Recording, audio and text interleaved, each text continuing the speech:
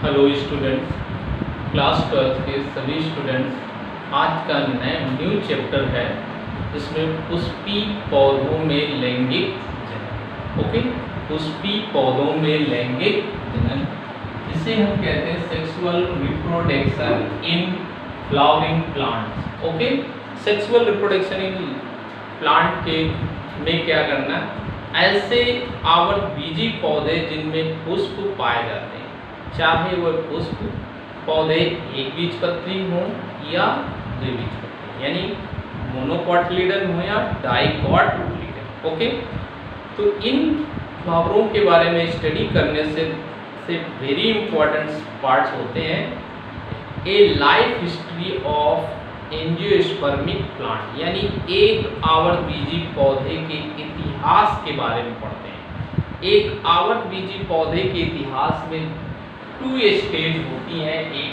First stage है जिसे हम स्पोरोफाइट्स कहते हैं, स्पोरोफाइट्स कहते हैं ये, और सेकेंड स्टेज होती है जिसे हम गैमेटोफाइट्स कहते हैं।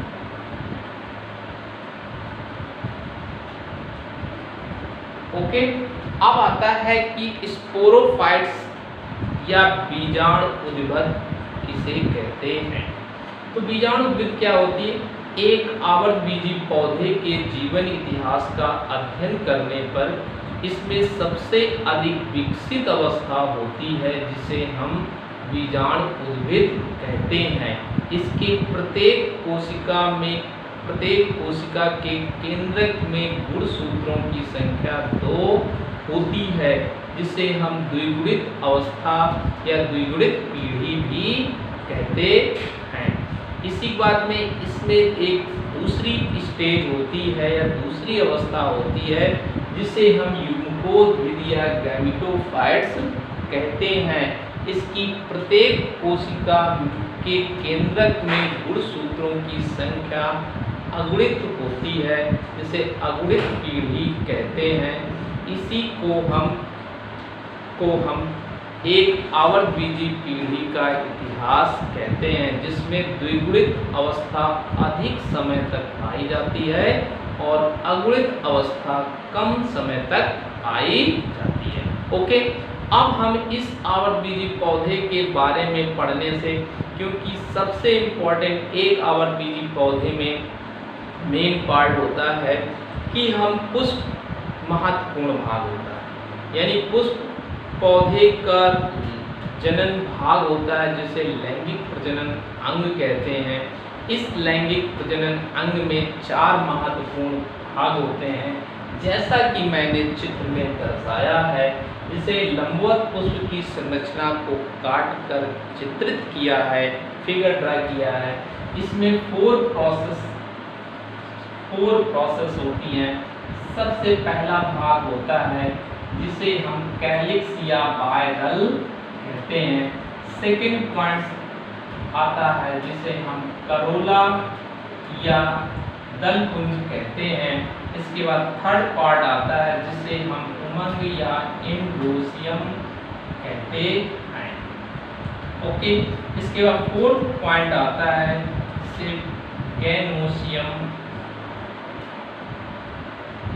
ओके, अब हम इसे पूरा डिस्क्राइब में पढ़ने के लिए क्या कहते हैं, कैलिक्स क्या होता है। ये आवृतबीजी पौधे पुष्प का सबसे बाहरी चक्र होता है जिसे हम प्रथम चक्र कहते हैं, जो प्रायः ग्रीन रंग यानी हरे रंग का होता है। ठीक, इसकी ये बहुत सारे दलों से मिलकर बना होता है जिसे बाह्यदल पुंज कहते हैं। इसकी इकाई को हम सेपल्स कहते हैं। ओके, इसकी इकाई को हम सेपल्स कहते हैं। अब नेक्स्ट पॉइंट आता है करोला। आवृतबीजी पुष्प का ये दूसरा चक्र होता है जिसे हम करोला या दलपुंज कहते हैं। ये पुष्प के बाह्य दल के ऊपर स्थित होता है, जो कई दलों से मिलकर बना होता है, जो रंगीन यानी विभिन्न रंगों के होते हैं। जो विभिन्न परागण क्रिया में कीटों को अपनी ओर आकर्षित करने का कार्य करता है। इसकी इकाई को हम यानी इसकी यूनिट को हम पेटल्स कहते हैं। नेक्स्ट पार्ट्स आते हैं, तीसरा स्टेज है प्रतिचक्र। ये आवर्तबीजी पुष्प का नर जनन अंग भाग होता है जिसे मेल रिप्रोडक्टिव ऑर्गन्स कहते हैं। इस मेल रिप्रोडक्टिव ऑर्गन में प्रायः पॉलन ग्रेन होते हैं जिसे स्टैमेंस, इसकी इकाई यूनिट को स्टैमेंस कहते हैं। इस इकाई में प्रायः पुंकेसर स्थित होते हैं। फोर्थ पॉइंट है स्टैमेंस। इसके बाद गैनोसियम, ये पुष्प का फोर्थ स्टेज है, चतुर्चक्र है, जिसमें ये प्रायः इसमें बहुत सारे अंडक पाए जाते हैं जिसे हम पिस्टिल या ओवरीज कहते हैं।